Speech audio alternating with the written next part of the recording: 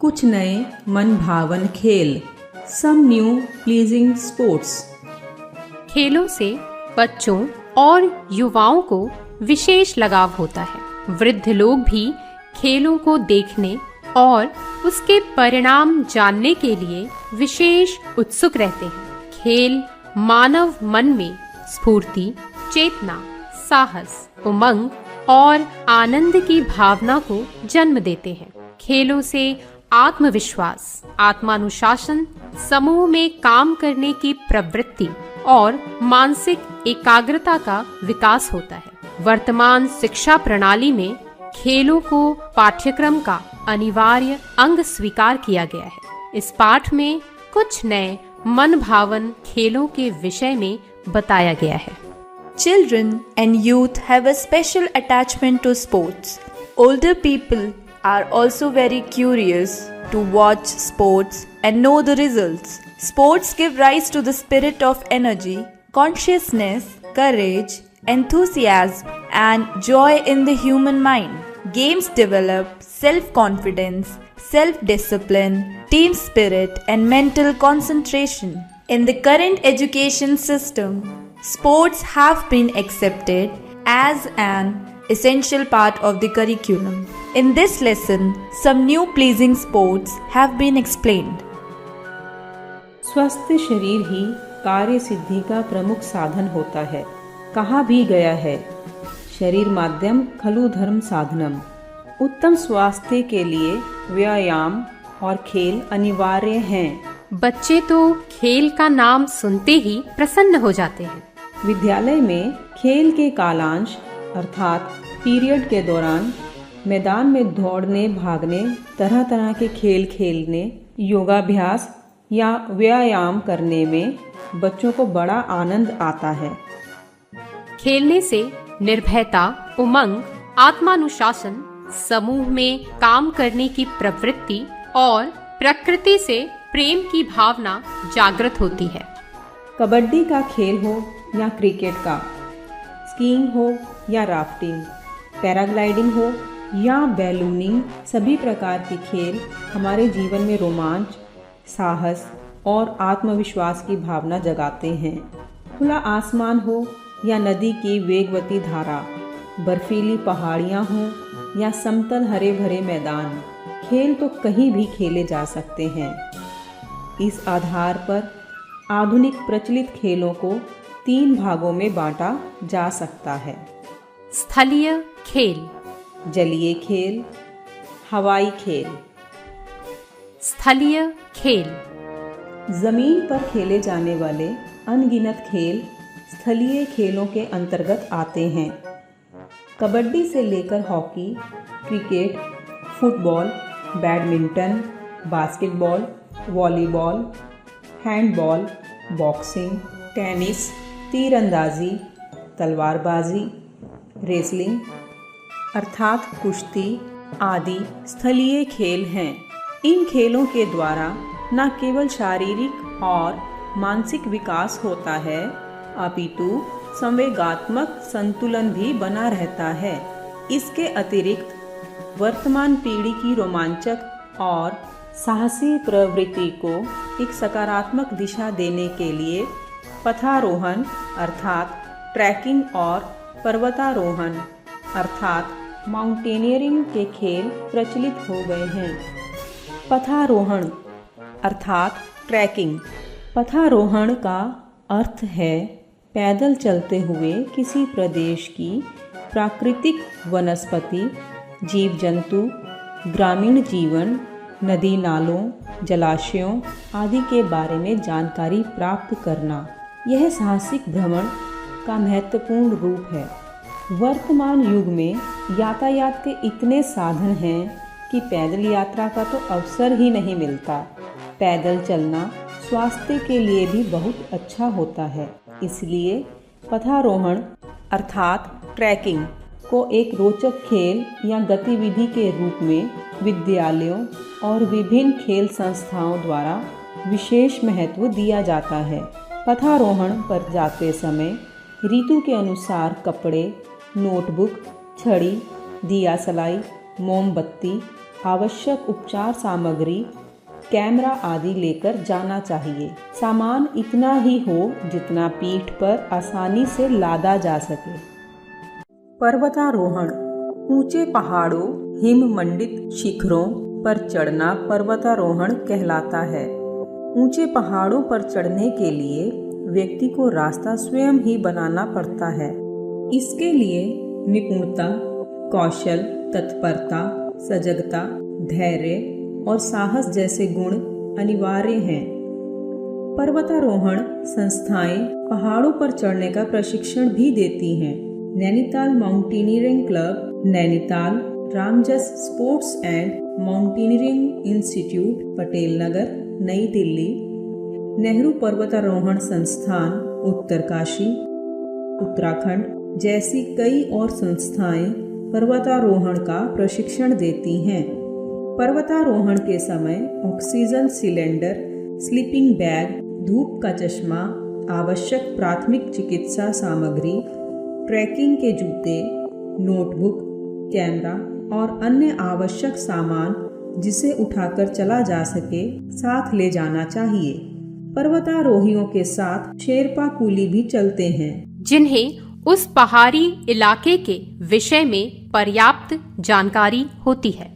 विश्व की ऊंची पर्वत चोटियों पर विजय प्राप्त करने वालों को देश विदेश में मान सम्मान मिलता है। स्कीइंग।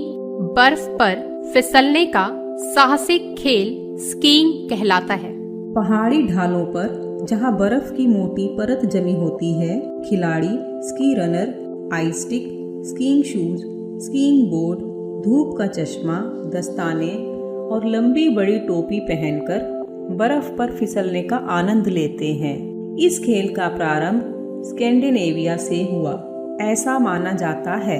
भारत में जोशीमठ के निकट स्थित औली का मैदान स्कीइंग के लिए विश्व प्रसिद्ध है। हॉकी। दो दलों के बीच हॉकी स्टिक अर्थात मुड़ी हुई स्टिक और बॉल से खेला जाने वाला यह खेल विश्व के कई देशों में बहुत लोकप्रिय है। कनाडा और उत्तरी अमेरिका के बर्फीले इलाकों में आइस हॉकी खेली जाती है। सबसे पहले 19वीं शताब्दी में इंग्लैंड में हॉकी खेली गई। भारत में हॉकी का खेल बहुत लोकप्रिय है। यहाँ पुरुषों की टीम के साथ लड़कियों की भी हॉकी टीम विश्व प्रतियोगिता के लिए मैदान में उतरती है। उन्हें गोल्डन गर्ल्स ऑफ हॉकी कहकर सम्मानित किया जाता है।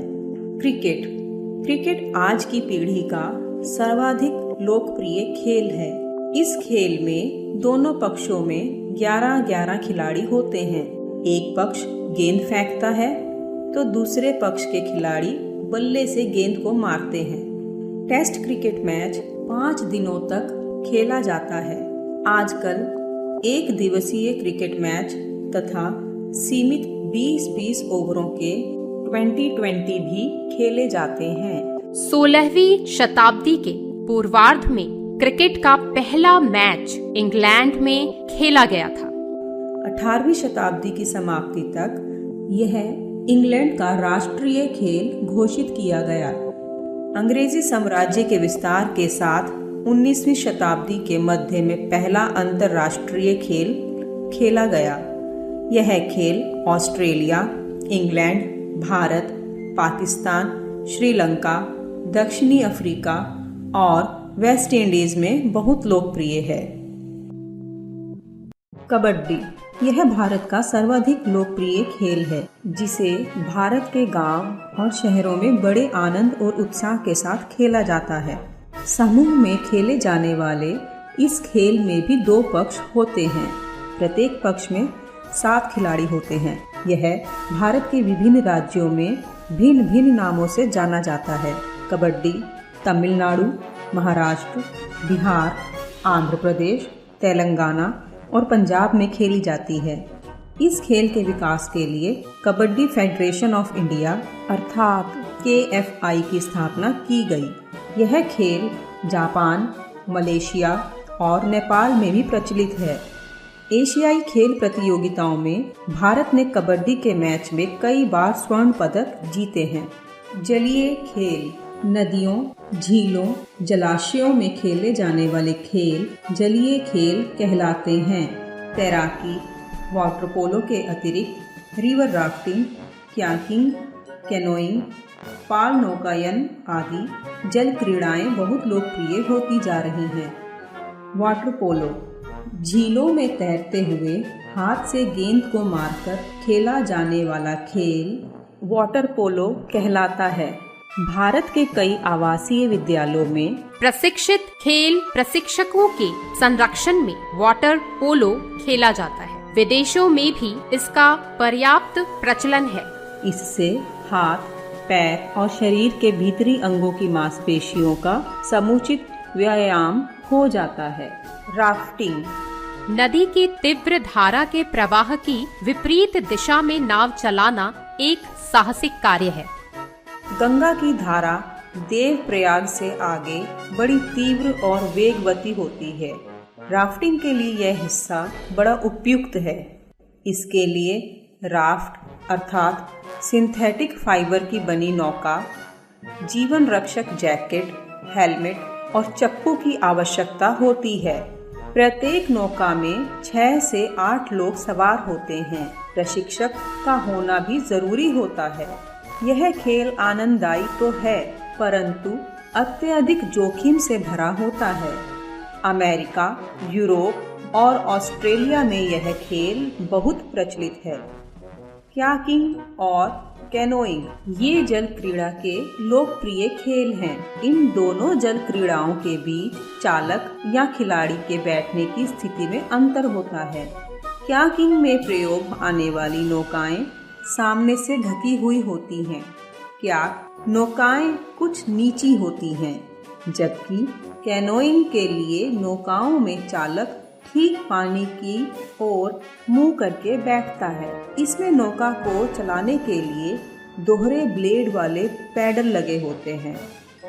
इस जल क्रीड़ा में सुरक्षा जैकेट और हेलमेट पहनना अनिवार्य होता है।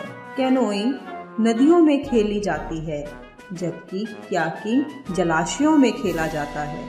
हवाई खेल खुले आसमान में पंछियों की तरह उड़ने की लालसा ने कई मनोरंजक हवाई खेलों को लोकप्रिय बना दिया है। एक पहाड़ी से दूसरी पहाड़ी तक हवा में उड़ते हुए चले जाना बड़ा ही आनंददायी प्रतीत होता है। बैलूनिंग इस खेल में एक बहुत बड़े आकार के गुब्बारे के नीचे एक टोकरी सी बंधी होती है, जिसमें 5-6 यात्री सुविधापूर्वक बैठ सकते हैं। गर्म हवा के दबाव से गुब्बारे को उड़ाया जाता है। सिर्फ खेल या आनंद के लिए उड़ाए गए गुब्बारे 100 मीटर की ऊंचाई तक ही जा सकते हैं। गर्म हवा का दबाव कम हो जाने से गुब्बारा धीरे धीरे नीचे आ जाता है। 26 नवंबर 2005 को विजयपत सिंघानिया ने गर्म हवा के बैलून में उड़ते हुए 21,290 मीटर की ऊंचाई तक पहुंचकर एक नया विश्व रिकॉर्ड कायम किया। 15 जनवरी 1991 को ग्रेट ब्रिटेन के निवासी पर्लिन ट्रेन और रिचर्ड ब्रेंसन ने गर्म हवा के बैलून द्वारा जापान से उत्तरी कनाडा तक 7,671.91 किलोमीटर की लंबी यात्रा पूरी की। आजकल हॉट एयर बैलूनिंग उत्सव ब्रिस्टल में मनाया जाता है। पैराग्लाइडिंग और हैंग ग्लाइडिंग हवाई खेलों में इनकी लोकप्रियता दिनों दिन बढ़ती जा रही है। इस प्रकार के खेलों में सुरक्षा जैकेट, हेलमेट, ग्लाइडर और डोरी की आवश्यकता होती है। पैराग्लाइडिंग इसके लिए ऐसी ढलवा जमीन की आवश्यकता होती है जहां कोई प्राकृतिक बाधा अर्थात पेड़ पौधे ना हो, बिजली के खंभे या लोगों की भीड़ ना हो, 50 से 70 मीटर तक समतल जमीन हो। पैराग्लाइडर को अच्छी तरह पकड़कर अपने हाथों को उसकी डंडी से बांधकर 50 से 60-70 मीटर तक सीधे दौड़ना पड़ता है, जिससे ग्लाइडर में हवा भर जाती है और खिलाड़ी दूर तक उड़ते हुए जा सकता है। इसमें स्वचालित मशीन लगी होती है।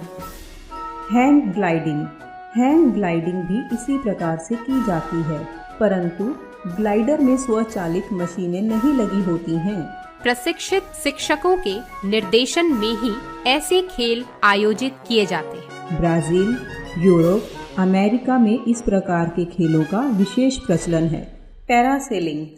इस खेल में खुले मैदान में पैरासेल को रस्सी की सहायता से गाड़ी से बांध दिया जाता है। गाड़ी के चलने के साथ खिलाड़ी भी पैरासेल बांधकर दौड़ता है, जिससे पैरासेल में हवा भर जाती है और हवा में ऊपर तैरने का आनंद आता है। इस खेल के लिए विस्तृत खुला मैदान, जीप गाड़ी, पैरासेल, रस्सी, हेलमेट, जीवन रक्षक जैकेट आदि की आवश्यकता होती है। इस प्रकार ये सभी खेल हमारे मन में प्रकृति के भव्य उदार रूप को समझने और प्रकृति के साथ मित्रवत समय बिताने की प्रेरणा देते हैं तथा व्यक्ति विशेष में उत्साह, मैत्री, आत्मनिर्भरता, साहस, धैर्य, सहिष्णुता, उदारता जैसे गुणों को विकसित करते हैं।